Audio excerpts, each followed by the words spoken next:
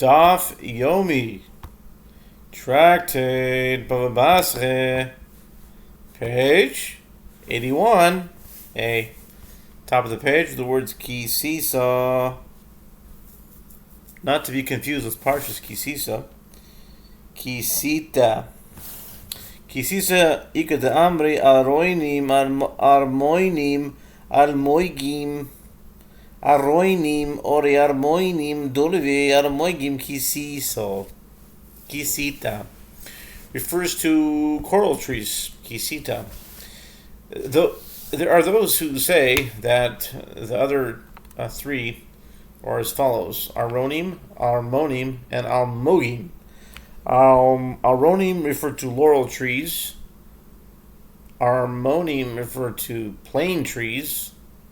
And almogim refer to coral trees. New Mishnah.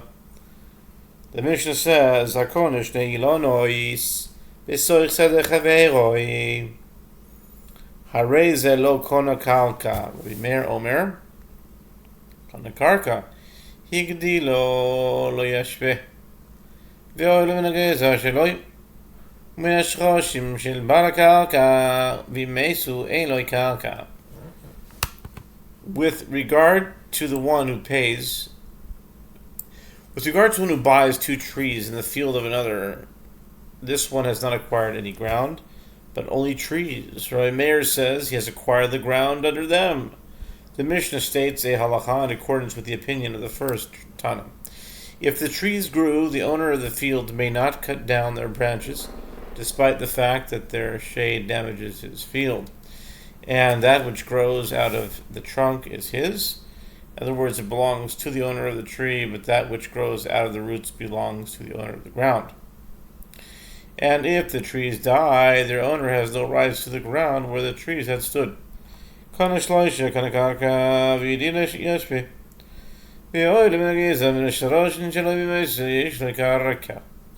If one bought trees, he has acquired the ground along with them. If they grew, the owner of the field may cut down their branches. As he sold a specific piece of land along with the trees, not his entire field, then that which grows out of the trunk, out of its roots, is his, meaning that it belongs to the owner of the trees. And if the trees died, the owner of the trees still has possession of the ground, as it was sold along with the trees. Gemara says, maybe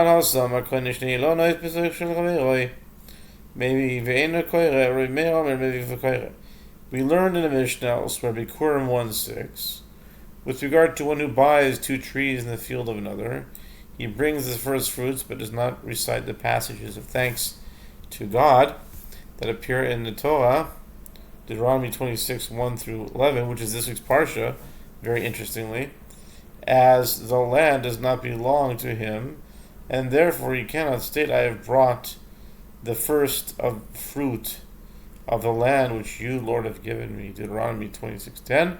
Rabbi Meir says he brings the first fruits and also recites the passage. Rabbi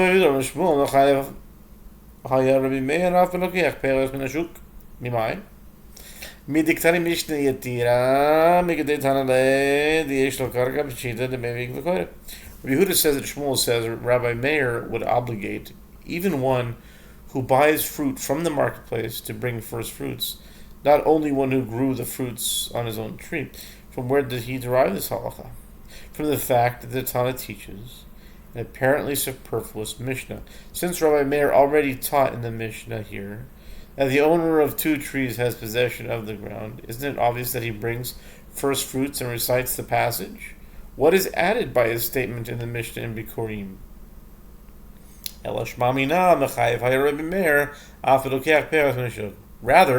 learn from the Mishnah in Bikurim that Rabbi Meir would obligate even one who buys fruit from the marketplace to bring first fruits to the temple.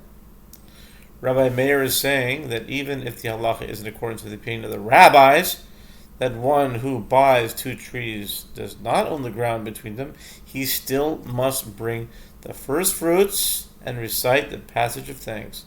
Yehaketiv asher tavi mi'aretzecha hahu limeut chutz ha'aretz.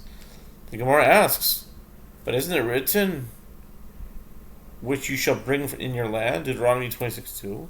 This verse indicates that the fruit must be produce of your land, not land that belongs to another. The Gemara answers, that verse serves to exclude land that is outside of Eretz Yisrael, which is not the land of the Jewish people. It does not exclude the land that does not belong to that specific individual. Yehaketiv admatcha lemuute admat goy. Yehaketiv asher natata li diahav li zuzi zavni behu. The Gemara asks, isn't it written that choicest fruits of your land you shall bring? Exodus 23:19. The Gemara answers, this serves to exclude fruit brought by a Jew that was grown in the land on the land of a Gentile in Eretz Israel. The Gemara asks, but isn't it written, I have brought the first of the fruit of the land which you, Lord, have given me, Deuteronomy 26:10? If he purchased the fruit, then the land on which it grew was not given to him by God. The Gemara answers, the phrase, which you have given me, can mean that you have given me money, and with that money I bought this fruit. Okay. Mesiv Rabba raises an objection. According to Elon, echod mitzvah shel chaveroi mevi ve'enoi koire lefi shelo kana karka diver Rabbi Meir tiyufto.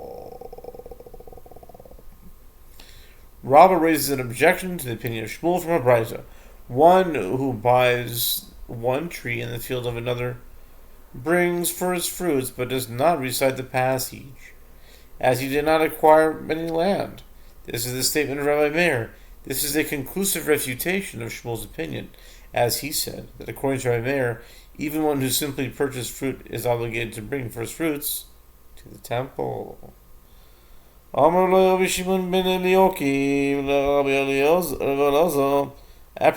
the discussion of the obligation of first fruits of one who buys a tree in the field of another, Rabbi Shimon ben Eliakim said to Rabbi Elazar,